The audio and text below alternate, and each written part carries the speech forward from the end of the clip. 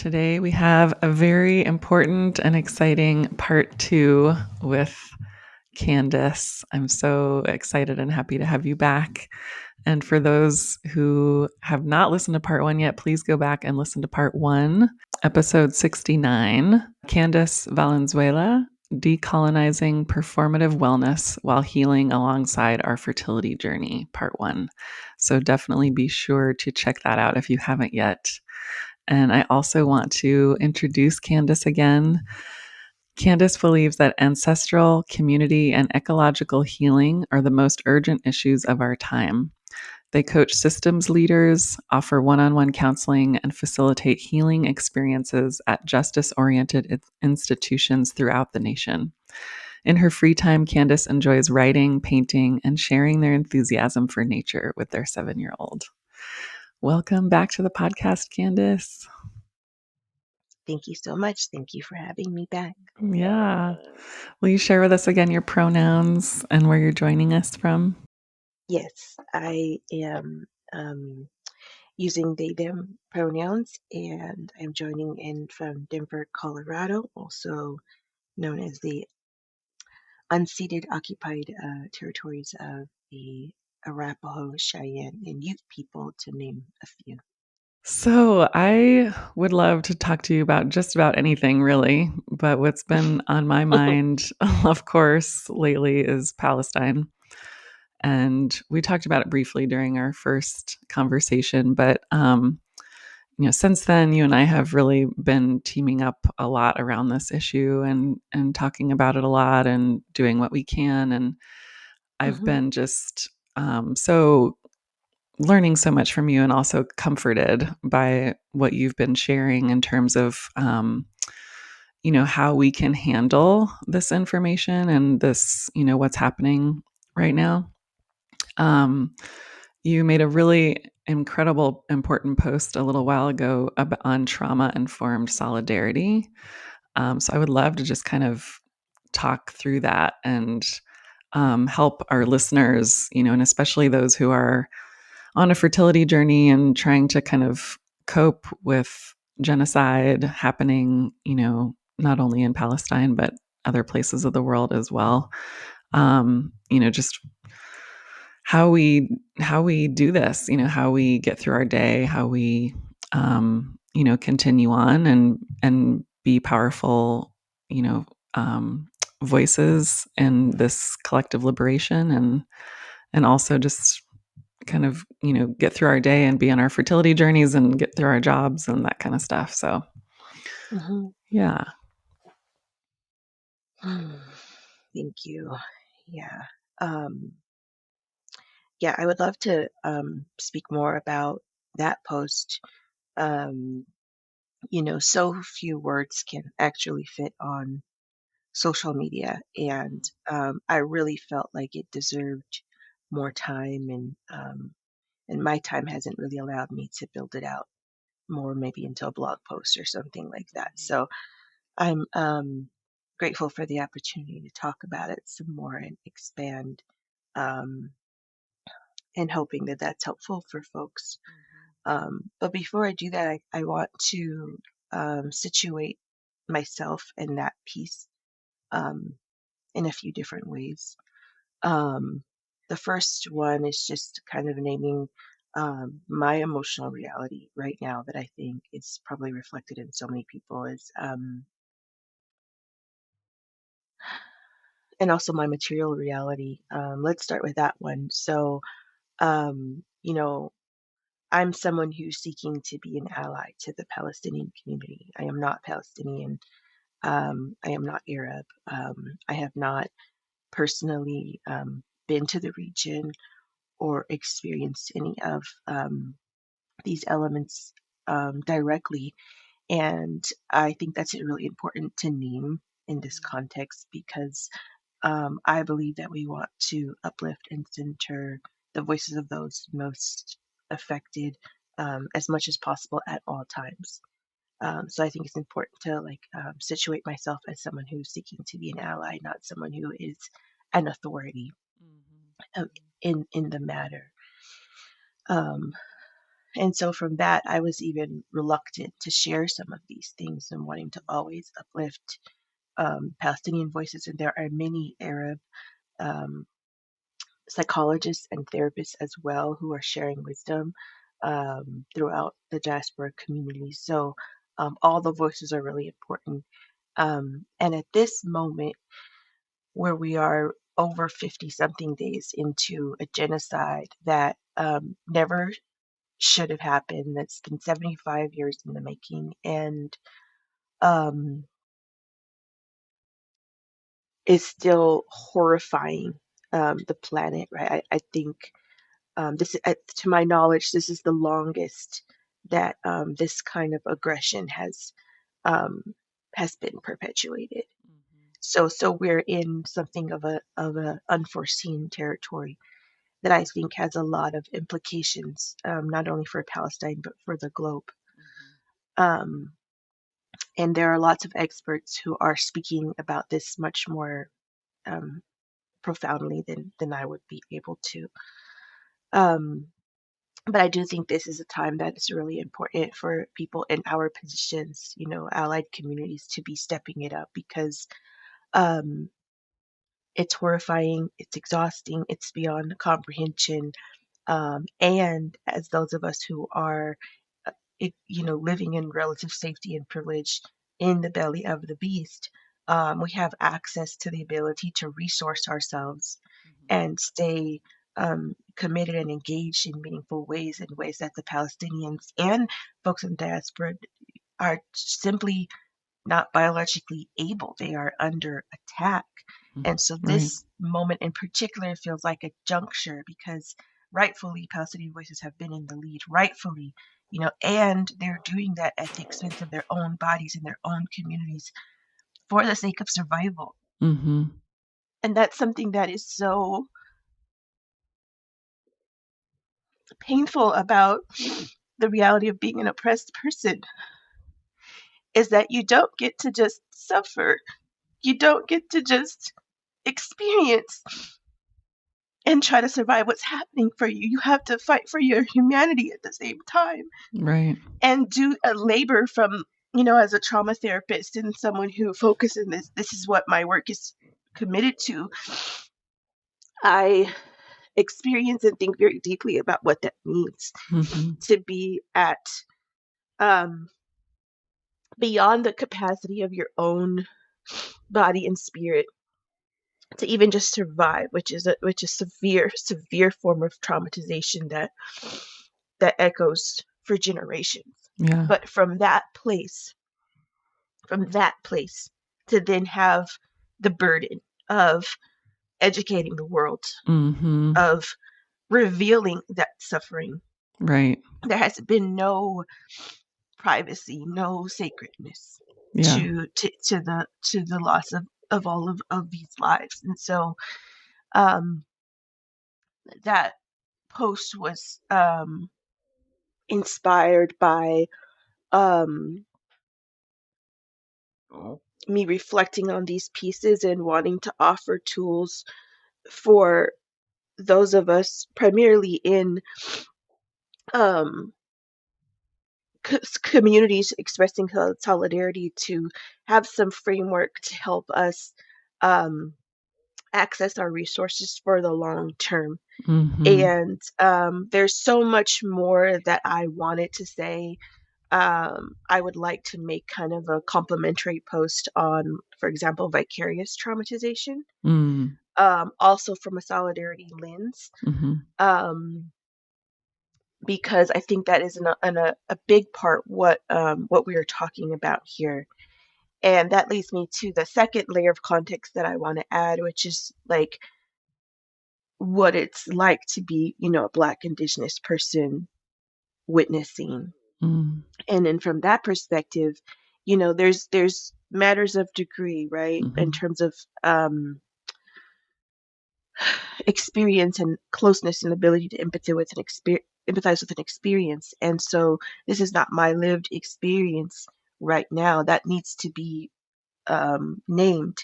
And there's an embodied genetic knowing of the ways that these tactics Mhm. have been utilized against my people Yeah. and what it's like to be a descendant of those processes, Absolutely. where within the West on occupied um, indigenous land, um, where millions and the estimates are all over the place, but we know for facts that millions of indigenous people were wiped off the face of this land. Mhm. Their sacred burial sites and graves continue to be disturbed to this day. Right. To this day, there's still a requirement that when people build, when industries come and build, they're supposed to have surveyors to look for bones. Like, what does that say about this land? Right. That anybody seeking to build has to be aware that they may find bones of God. unmarked graves. Right. And most don't even care. They just move right ahead. And to this day, Native people here are fighting to have their burial sites be respected, right? So that the ancestors and their remains don't even get to rest in peace, right? There's no peace Right. on colonized land. Right. And furthermore, then to recognize that, in order to replace the labor and build a nation, how many millions more Mhm. murdered and genocided in cold blood to be brought across this ocean for African peoples to become the labor force that built this country. And the enslavement of African people has never ended Right. from that time Right. on the continent, whereas here, there's been various shifts, but um, there was I really want to find her.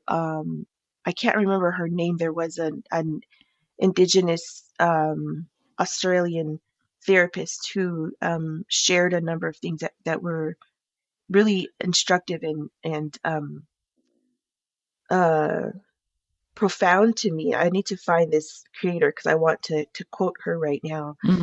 But Cool. I can find it and send you the link later. But Okay. she talks about, she mentioned that the level of violence that we're witnessing is the level of violence required to separate a people from their land.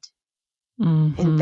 that I felt that in my Right. bones. Right. That yes, that this is why this feels so familiar. This Yeah. feels that I know even though I don't know, Yes. right? Yeah. Um, and she talks about then how, if that colonial project is successful, if you will, right, they're able to seize the land, they're able to build their nations on top of it, that then that violence gets coded within the system itself.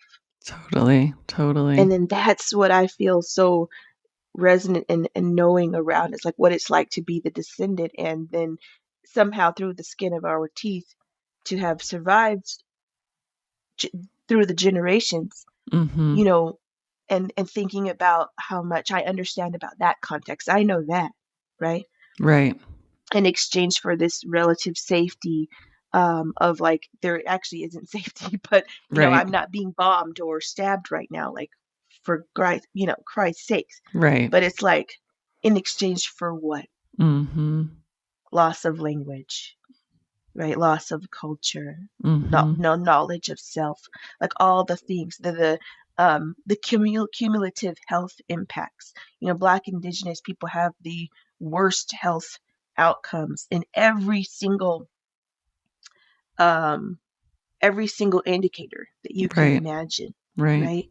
So you're sort of allowed this tentative half life, right, on the land that your people were severed from, Mhm. and then we call that freedom.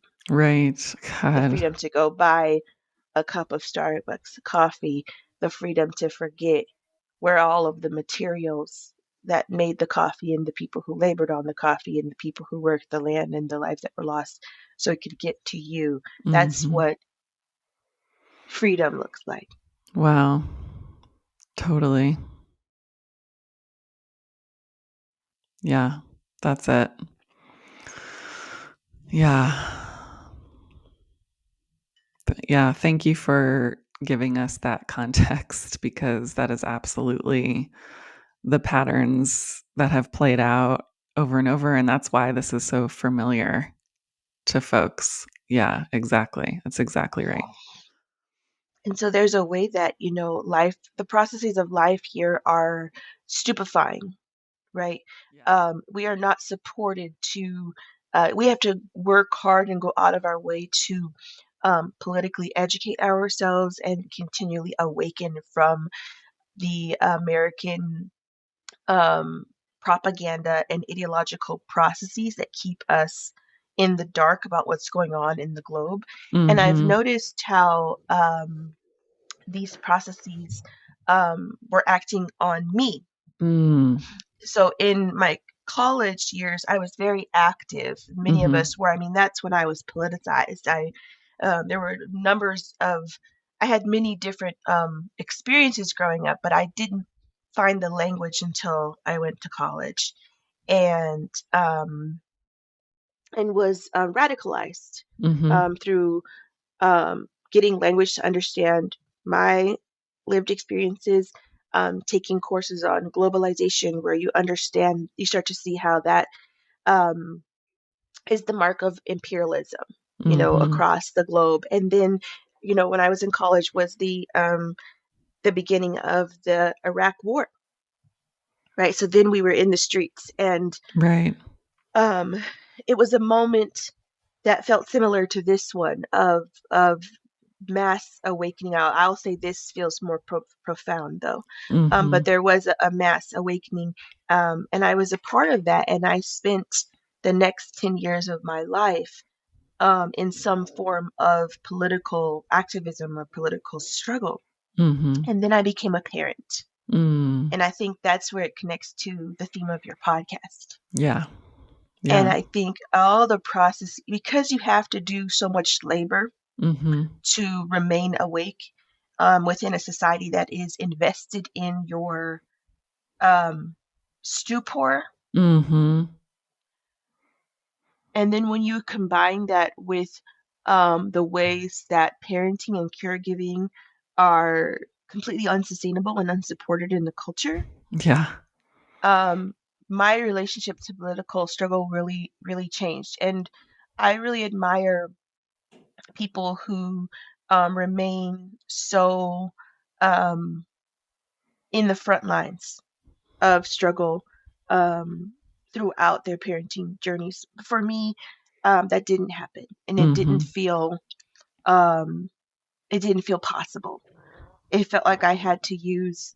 I shared some of my birth story in the last episode, so I won't go back into that. But I had to use.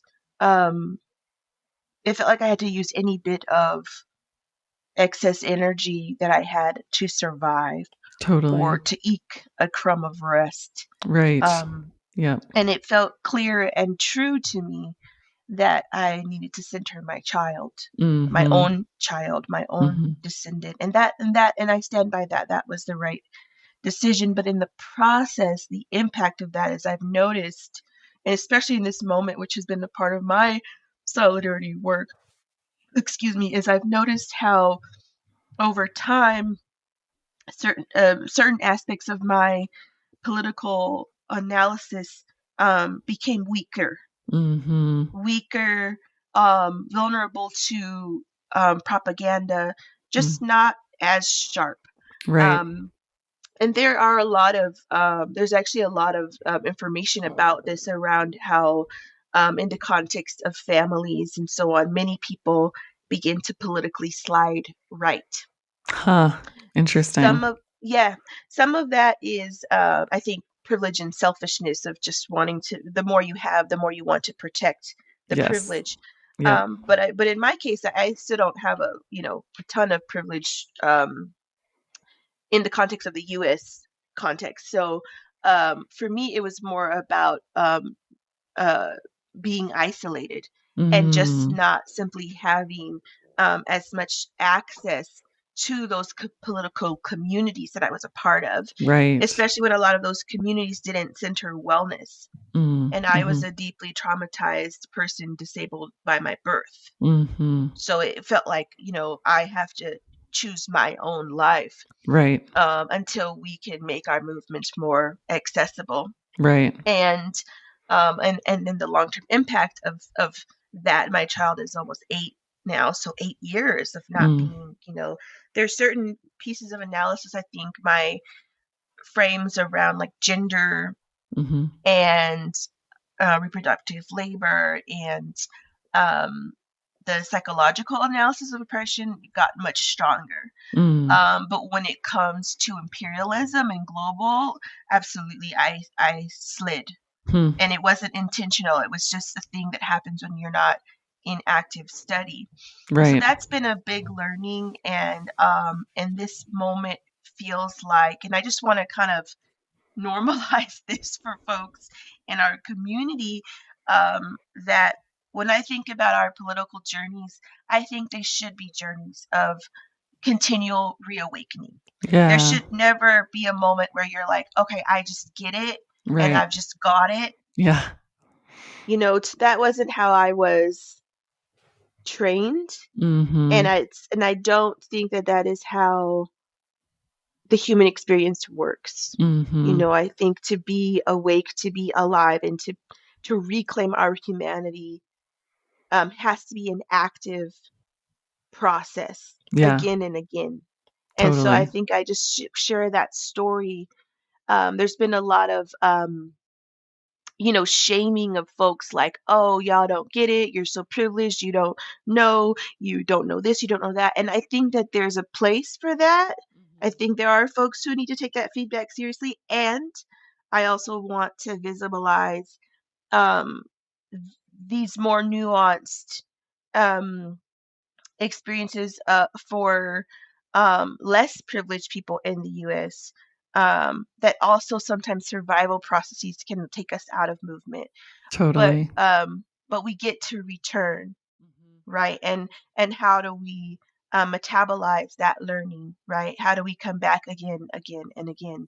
Yeah. And so this has been a political reawakening for me. I don't want to position myself as some kind of expert or somebody Mhm. who's always gotten it. I'm always being re-educated. Mhm. And for me, that humility, that willingness to be like, I was wrong, I didn't get it, is Mhm. actually the foundation of Yes. true political work. And I Yeah. don't say that to let people off the hook, quite the opposite. But that's Mhm. your starting place. Or in the Right. mindfulness communities, we call, beginner's mind. To me, that is actually one of the most important, and it's also relevant to mental health as well. Actually, one of the most beautiful things we can give to ourselves in our mental health is this beginner's mind. Like, I Mhm. get to start over, I get to keep learning, I get to be wrong. Totally. And it's actually a beautiful thing to be wrong, Yeah. because we can, I think our humanity lives in that. And so much of colonization, these processes, is actually the opposite. The Mhm. refusal, the refusal to Yeah. engage accountability of any kind, the Mhm. the entrenched defense mechanism, the lies upon lies. Yep. So this piece of like, I'm teachable, Yes. to me is actually a core piece of any kind of hope of decolonization. Is we have to be willing to be humbled, to be Totally. wrong, and to sit in that. And Mhm. even if there's righteous anger coming from our Palestinian and Arab communities, um, how do we sit with that? Mhm. Right? Of like, one of my close friends, says, she's like, shame isn't always bad, right? Mhm. Every single emotion has a function. Yes. And the disproportionate shaming is a lot of what we carry through colonization, because we're holding the shame of the colonizers that doesn't belong to us. Right. But the rightful element of shame is being shown when you were wrong, Mhm. and being shown what you need to do, to make it right. and to meet your fellow humans in that. So I Yeah. think we have to be available for that, for like experiencing the shame, which is very different than internalizing it. Totally. Totally. Of like, okay, yeah, we um so much of what is happening now is our responsibility because not only through our tax dollars and all of the obvious ways that like we're being the word I'm looking for is extorted. Mm. Mhm. We're being extorted Yep. to fund this genocide. But if more people had been paying attention with urgency for longer, maybe it wouldn't have gone to this point. So there's a lot for us to sit with here Yeah. Yeah. in the West and in our solidarity communities who hope to be in solidarity Mhm. and work to Totally. be and labor to be. Yep. Yep. That's such a good point. I wonder, so you mentioned vicarious trauma earlier. I'm Hmm. flipping through your slides on this wonderful post that you did, and I'm wondering if there's maybe one that you want to expand on to start with.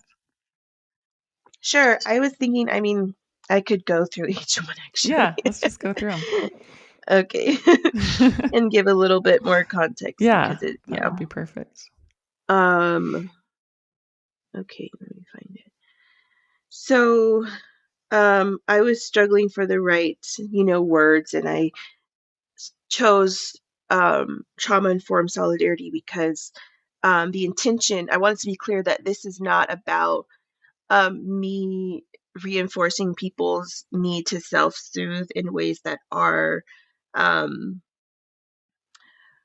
pulling them out of struggle or reinforcing the privileges we have in a narcissistic way, right? That the heart of this is around being in solidarity.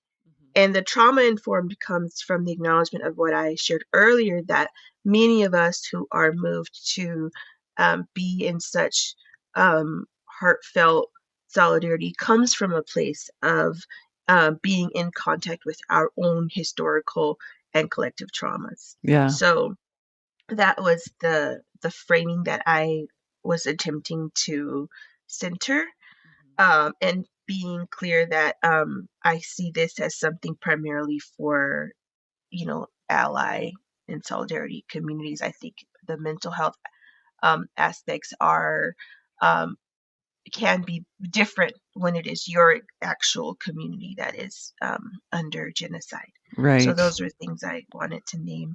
Okay. I don't think it's our place to tell Palestinians and in the diaspora how to cope For sure. For or sure. what that should look like. So Right. I also want to be really clear about that. Yeah. Um,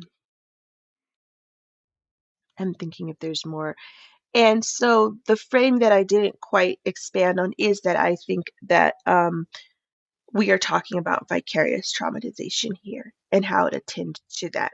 So for me, to be clear, the way I understand vicarious traumatization is maybe like two main points is that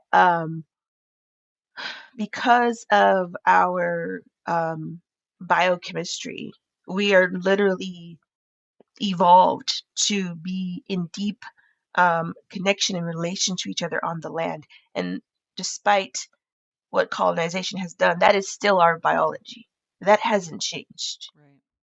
right? Like our evolution um, in indigenous ways of being is millennia, a legacy of millennia. Colonization is a few hundred years. It has not changed our fundamental biochemistry or physiology. Right. Right. And so there's many processes around this that have been finally starting to be reinforced through neuroscience, what indigenous people have always known and have many different languages and stories and ways of thinking about this. Um, but due to many of those processes, when we witness the suffering of other people, and we're awake to that, Mm-hmm. um, there is actual documented research that shows that like many of those same things happen in our brains, in our bodies, as what we're Mm. witnessing. That is how immediate and direct that our the way our bodies and our excuse me, our physiology is set up. Mhm. And so it's important. I think I was coming from a place of acknowledging that, like, the things we're feeling Mhm. are real. Yeah. They're not pseudo. Right. It is. You're actually experiencing that. The brain is not very good, doesn't distinguish too much Mhm. between seeing it in life and seeing it on a screen. Yeah. Again, screens are also newer inventions, you see? Right. And so just uh, the first slide says normalizing, right? And so in my own journey, the process of normalizing um, trauma has always been such a key first step. It Yeah. doesn't mean that we're bad or we're failing because we're not like strong enough.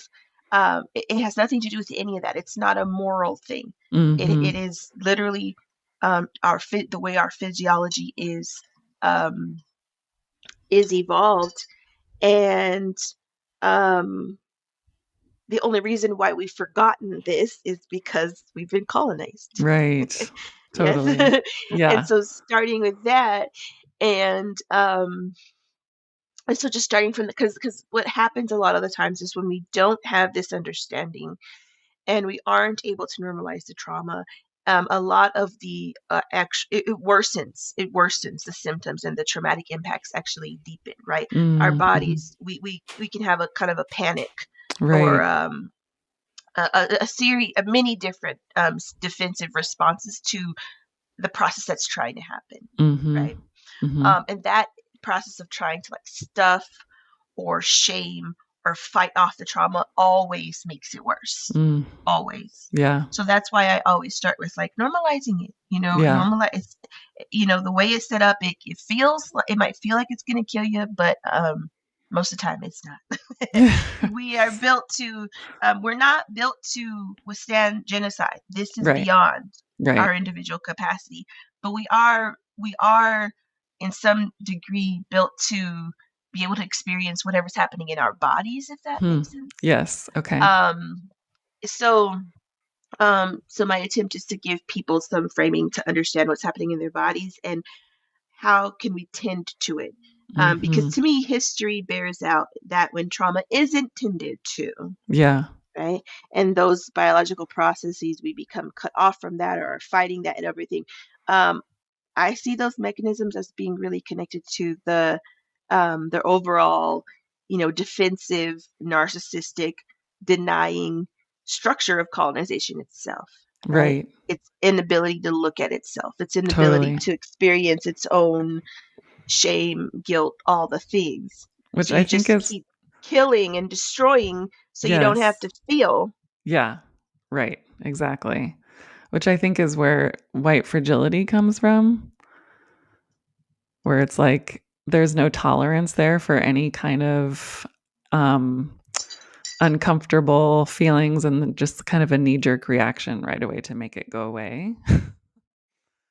Absolutely, and Yeah. it's I wouldn't blame that all entirely on trauma, but I would say that trauma is part of a certain kind of crystallized, Mm. untended trauma. Okay. I think is part of the mechanism, but I wouldn't put it all Okay. there. Yeah. We can't reduce.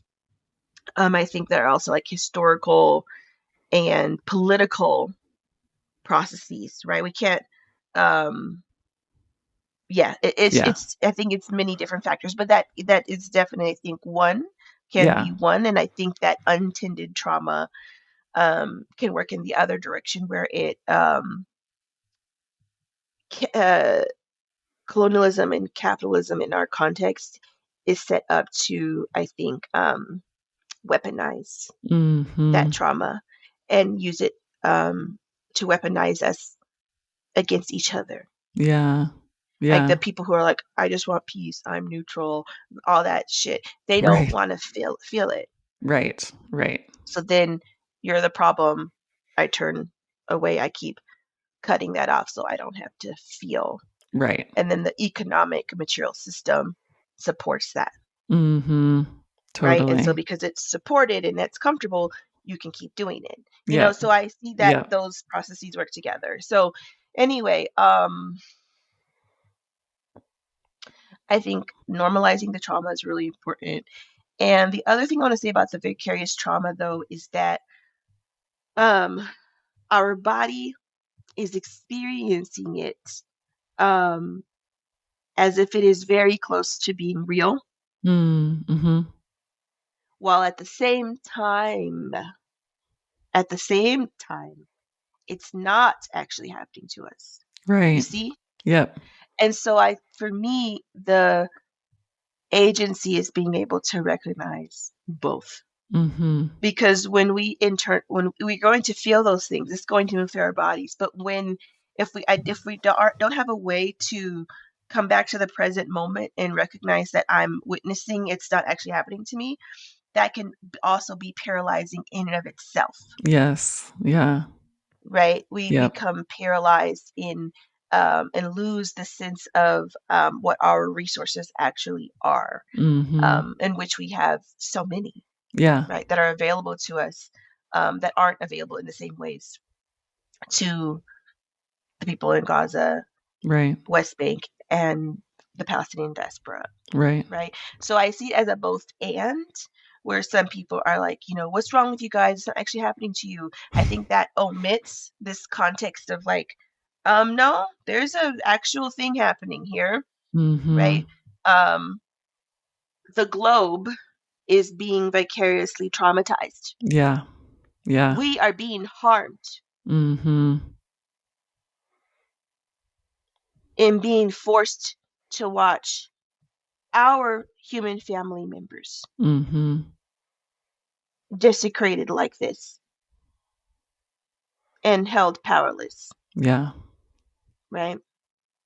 And how do we acknowledge that, normalize that, and remain also present to the resources we do have? You see, Mm-hmm. so Yep. that feels important. That I didn't feel like I could give as much words to in just a simple post. Yeah. But that Yeah. was what I was really holding. Like, let's name that this is real, and it's Mm-hmm. also real that we have access to this privilege and resource that we can put towards solidarity.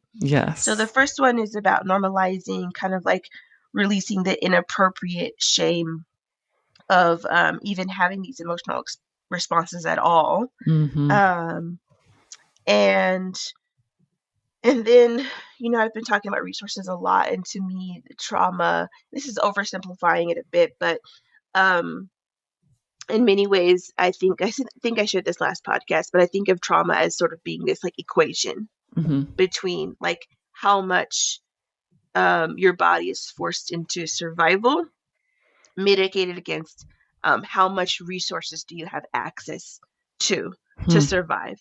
And those are not just material resources, but emotional and psychological resources, right? Right. Right. Um, and something I was really holding close to my chest with this post as well is that um, there are no resources to the individual that would actually mitigate this. The only Mm. thing that would mitigate this is global revolution, Hmm. right? So Wow. how do we get there Yeah. at this level of trauma? And Right. so that's what I was seeing and feeling. And also I was thinking, so how, that being the case and us having some disproportionate level of access to resources, how do we leverage those and remember that we have them and return to them again and again, um, to fight for liberation and to tend to ourselves in the process, and that see that as being a part of that process of like I said before, like tending to that trauma so it doesn't get weaponized by colonial processes, Right. Right. right? Which is um what the system wants, Mm-hmm. right?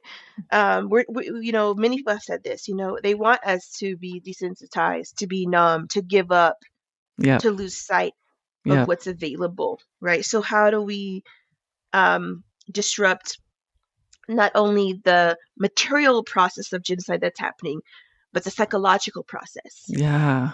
of deadening and our psyches and destroying, poisoning on humanity. That's Right. a colonial process that's Yes. acting upon us right now. Yep. So Totally. I was thinking about that. And so I was thinking about like the little things I try to do each day that I've learned through my own experience of living in this body, and recognizing that they may not resonate with everyone, but if it's helpful to some and helps us stay engaged in a long-term struggle, then I suppose that that's a good thing. Yeah. Yeah. Totally. So the first thing I name is finding a flow in the body, and in that part I was thinking about again, just like needing to find outlets for some of that activation to Hmm. go somewhere else. And Yeah. it's not about um, releasing all of it. We're Mhm. not going to be able to, and some of it um, we need to utilize Right.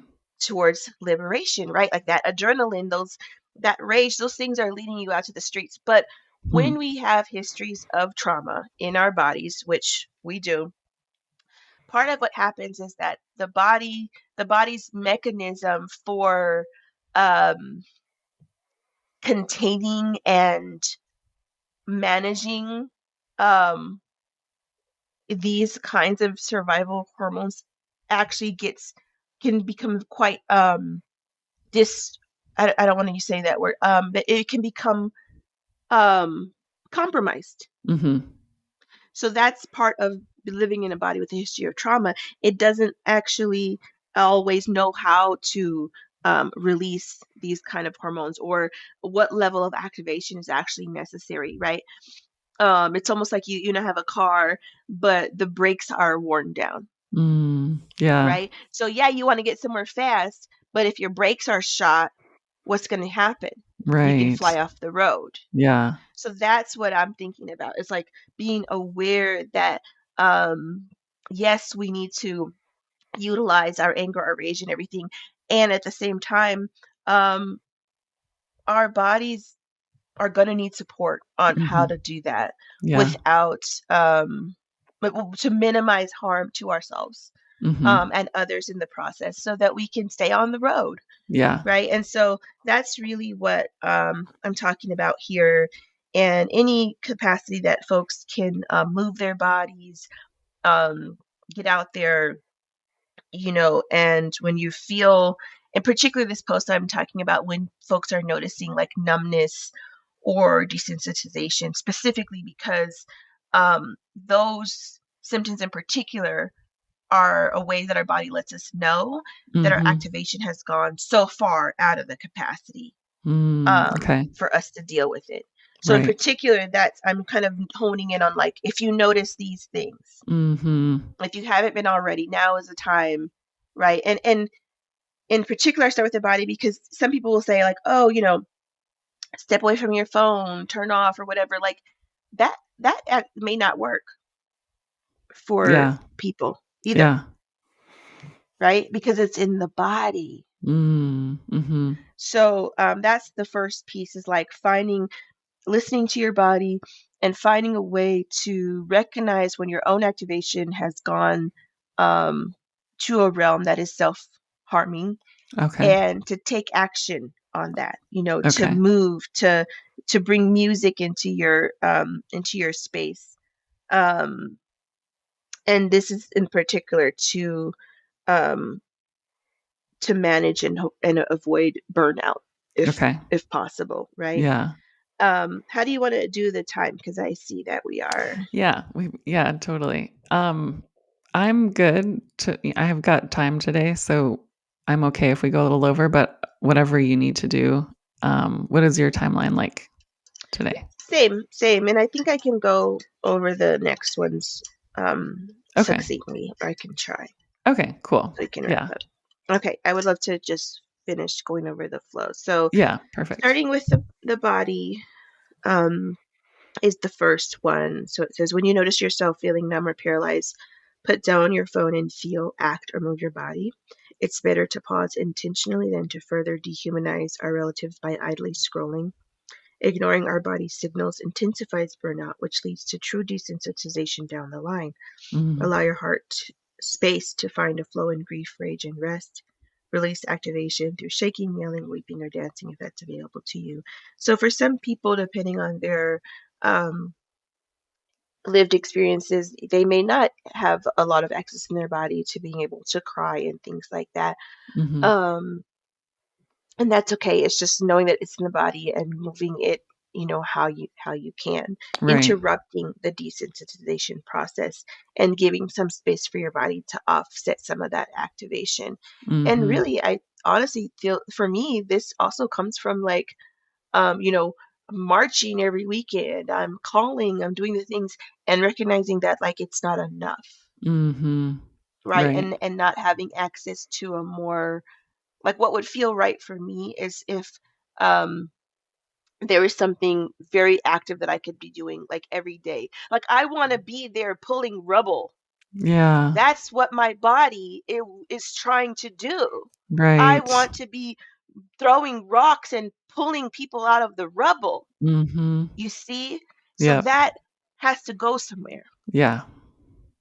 And um and our bodies can collapse when that type of it, that's the appropriate energy. That's the thing I should be feeling Right. because I'm Right. a human Yep. that's alive and in touch of the suffering, you see? Mm-hmm. Mm-hmm. So, just in a very raw sense, I think that's a big disconnect. It's like so many of us, that's what our bodies are preparing to do. When we see that, we want to go, we want to pick up that baby.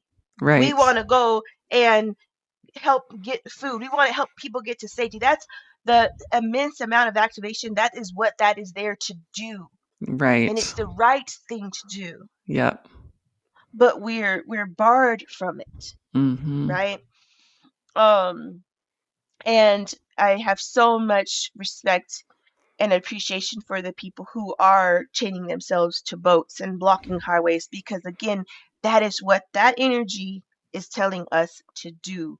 Right. Um and I think as we continue to um build and find access to meaningful strategic, civil disobedience, we have to tend to this trauma, right, to Mm-hmm. this experience, I believe, right, so again it doesn't get weaponized. And then so that leads to the next slide that talks about like empathy is an action, and recognizing that ultimately that's what the energy is calling us to do.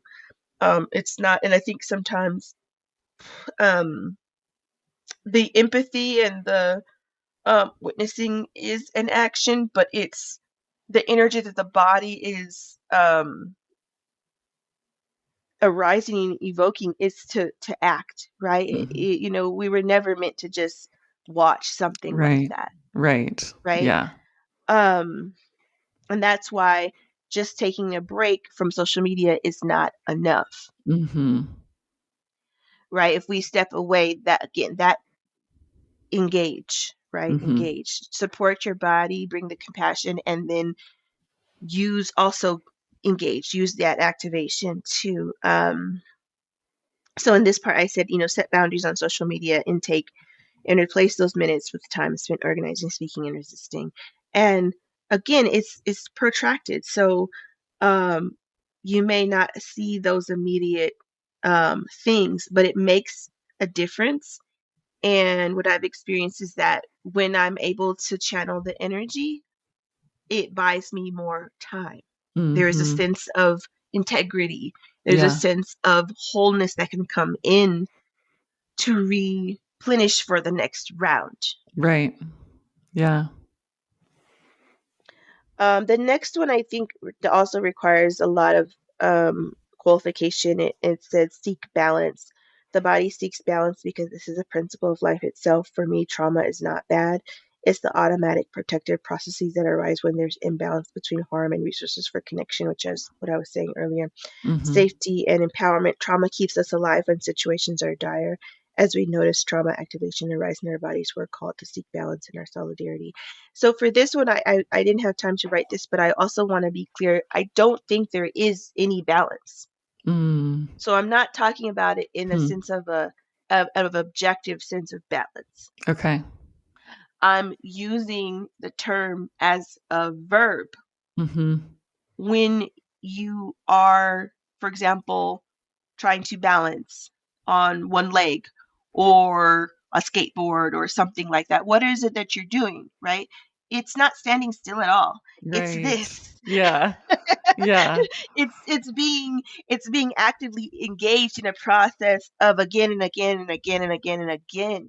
So Mm-hmm. that is the use of the term that I'm talking about. It's not about, oh, there's some kind of like static equate. I'm using the term equation for lack of a better word, but not like there's some equation of like Right. this will. There isn't anything that matches genocide Yeah. besides global revolution and liberation. Right. Right. So it's more around the kind of active balance that it takes to remain upright Mm-hmm. on a wave, Yeah. right? We're Yeah. on a wave right now. Global awakening. People are Mm-hmm. awakening to what's happening in Sudan, in Congo, in Tigray, right? Mm-hmm. This is going to require effort. We're going to get knocked down. We have to find our way back up Yeah. again and again and again and again. So again, the active verb here. Um, and in that balance, and I think in this post that I'm specifically trying to put attention to the kind of process internally Okay. that can support Yeah. us to do that as well. So, um, some things I thought about as being important is like seeking a balance in also what we're witnessing. Up until this point, many people haven't been as, especially people that are like new to this, like haven't been as aware of the Palestinians as a people, right? Or legacies of resistance, not just legacies of oppression, right? What are our legacies of liberation? What have people done historically, to fight for their people, to reclaim their humanity, right? To liberate themselves. Taking the time to intentionally, um, build out your solidarity beyond reaction, Yeah. right? There's a lot to react Yeah. to. And if we're going to sustain long term struggle, we have to do more than that. So Right. that has been very resourcing for me in my body. It does something to my body just to remember, like, again, this didn't start yesterday. It didn't start on October 7th, That's right? right. Yep. And looking at those teachings, how have our peoples resisted colonization? Who were they before colonization? Yeah. Who are they throughout? What does resilience look like? What does celebration look like? What does our humanity in its wholeness really look like? I think that those Mm. reminders are so important because that's also what colonization itself is seeking to destroy, Yeah. right? The Totally. Palestinians are they're sitting up here talking out the side of their necks saying that they were never even a people. Like, it's not even that we're just genociding you. You never even existed, Oh my God. Right. right? So I think that this is another way to show Mm-hmm. solidarity, to imbibe, to listen, to learn the history, to engage with um, any people Yep. being actively oppressed and genocided as a whole people. Yes. And Yeah. that also then mirrors and reflects back to us our own wholeness Yeah. and how Totally. we also arise from such legacies of resistance and Mm-hmm. resilience and Mm-hmm. liberation. And that feeds the body and the mind, Yeah. right? To continue into the long term of like, we may not know how to do this as individuals, but we know how to do this as peoples. Hmm. Yeah. And that's something I always come back to again and again and again and again and again. At the hardest points of my life. Sometimes I haven't always had somebody there in front of me, but I remind myself, Mm-hmm. we know how to do this as people. And my DNA has that memory too, Totally. right? So that's also a resource that we have, to have the Mm-hmm. DNA of like, I'm still alive. Both of my peoples were actively, genocided. Mm-hmm. Mm-hmm. So something from this moment will live on, and we get to participate in what that looks like. Totally. So, and I think the rest of the slides all kind of speak to that. I think one more I want to share is the one that talks about balancing forms of activism. Mm-hmm. We may start to feel numb if the amount of harm we are witnessing does not match the amount of actions we're taking to disrupt it, or if the actions feel fundamentally inadequate. So I spoke to this a little bit around like, going to calling a senator does not reflect the kind of activation that is here right now, right? Right, right. Um, and so I think there's also a call here for us to activate our radical imaginations. Mm-hmm. And it's been really, really inspiring for me to see people doing that. The people who are bringing arts to the actions, the people who are really thinking about like, what are the most impactful systems to disrupt? Yeah. How do we get there? What does that look like, right? That's what is needed. So I said, don't let horror sit in the pit of your stomach like a poison, killing you from within. So, like that activation, that same activation that is readying your body to dig someone outside out of the rubble, if that cannot go somewhere, it goes inside. And Mm-hmm. that's when it becomes a poison, because we Right. were never meant to eat that. Mm-hmm. That's not what we were meant to do. Yeah. So we are called again and again not to just like individually self care. That's not going to do it. That's going to just like maybe shift around some of the crumbs. But we have to find ways to community. We have to find ways to transmute that into the kind of mass creativity that we do have within us. We Mm-hmm. do. We do Yeah. have that within us. And then to keep doing it again and again in a cycle, in a continuous cycle. I Right. said digest it into power. Dream into a truly liberated world and keep moving, moving, moving in that direction, finding your people along the way.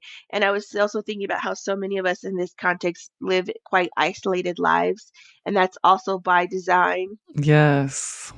And so this can also be a process that helps us break those walls. And you and Mm-hmm. I have been exploring that together, Mm-hmm. um, but I wanted to call all of us into that, right? How Yeah. do we, that's also what needs to be decolonized, is breaking down all these artificial walls from each other that are there to divide up our power, because we have a lot of power, Yep. because we do have a lot of power.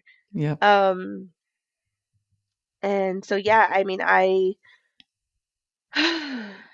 felt and seen so many things in my mind's eyes of what liberation could look like. And the real work is moving it from the mind's eye into material reality. And we Yeah. can only do that collectively, right? Mm-hmm. There's a lot of like, I think about like letting grief and letting rage also burn down egotism and Mm. individualism and Mm-hmm. purify, you know. And I think that's ultimately what those biological processes are there to do. They're not about individual survival, they're about collective survival, and a way that if we are able to listen to it and Mm-hmm. tend it and wake up to it, I believe that our bodies can lead us right into liberation Mm. Wow. and burn up and destroy. You feel that rage, you feel all that stuff eating you inside. Let it eat, because it's eating up all the shit we don't need, Mm-hmm. all the bullshit, all the narcissism, Mm-hmm. all the stuff that this colonial society has tried to indoctrinate us from birth. So Yep. I'm like, don't fight that. That's your humanity. Support it. Mm-hmm. Let it eat up all the bad, all that yuckiness inside, and then let it out. Yeah. and the people that are doing that are your people. You're maybe Yeah. so isolated in this process, it's hard to be here in this, you know, place in Yeah. Denver. But this process led me to you Yeah. and you to me. That's right. And slowly, these connections are growing. Mhm. And I find that inspiring and Totally. miraculous um and just a small reflection of what liberation Mm. can bring. um Yeah. and that I think leads me to kind of the last one that talks about giving and receiving love. I think Mm. there's a way that when we are kind of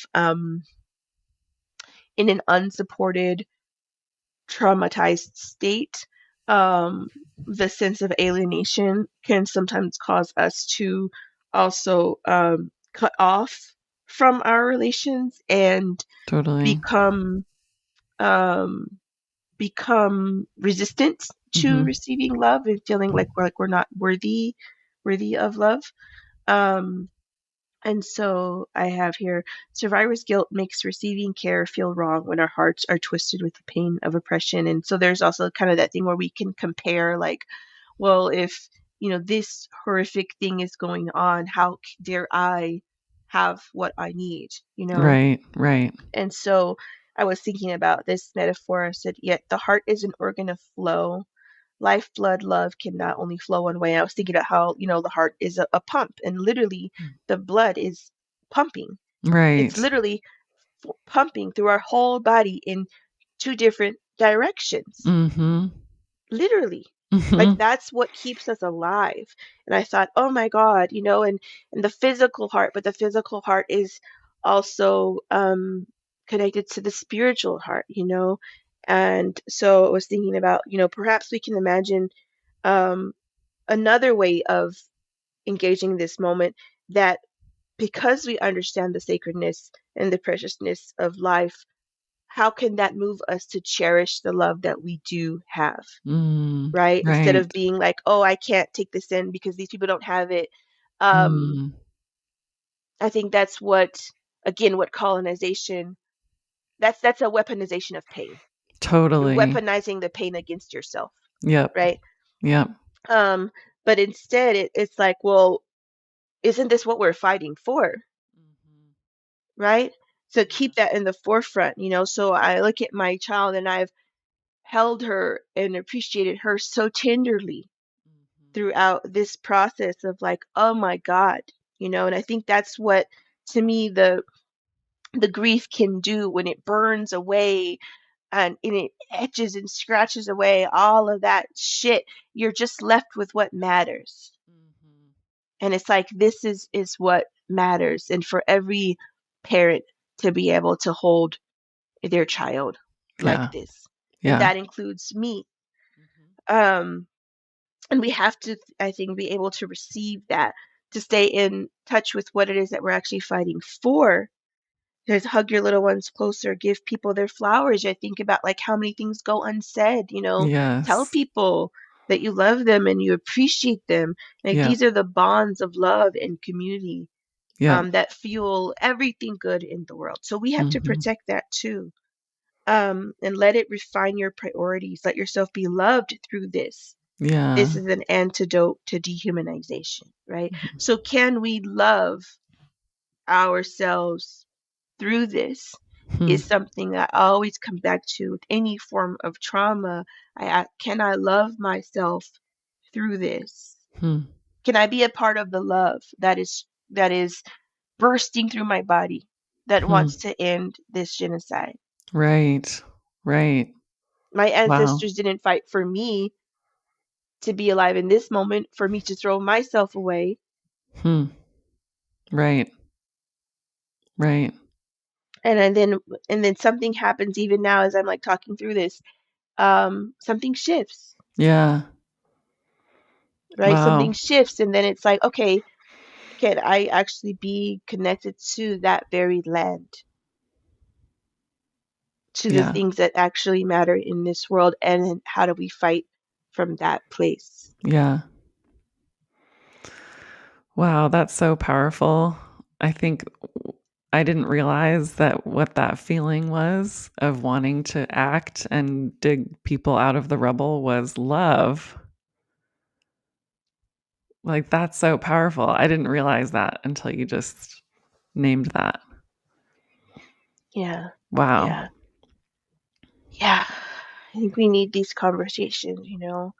So the Mhm. last one is kind of a little, almost like a prayer. May our trauma not be a burden that slows or poisons the sacred work that must be done. I think that's my prayer for this. Mhm. Rather, let it be a portal calling us back again and again to the lessons our ancestors laid in our bones for how to love, how to resist, and how to win. May our loving attention to our body sustain present moment awareness. And this is the part I think we can be present to, that we are still alive. That if we are yet alive and relatively free, have access to some bit of freedom, you know, if a Palestinian child has access to a rock, Mhm. yes, that will Mhm. still throw it Yeah. at a tank.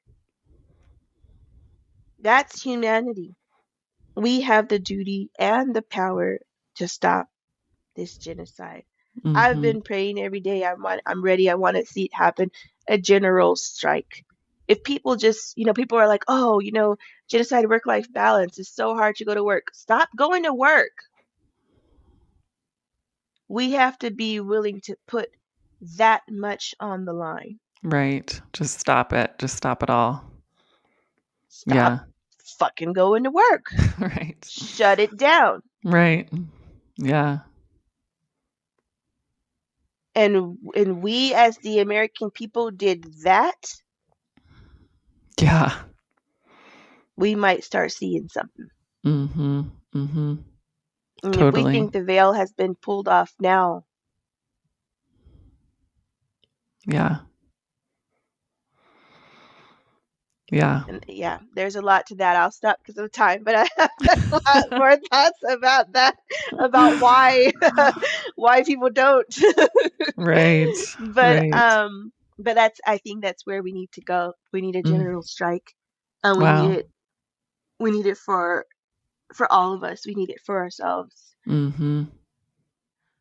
Yeah. Wow.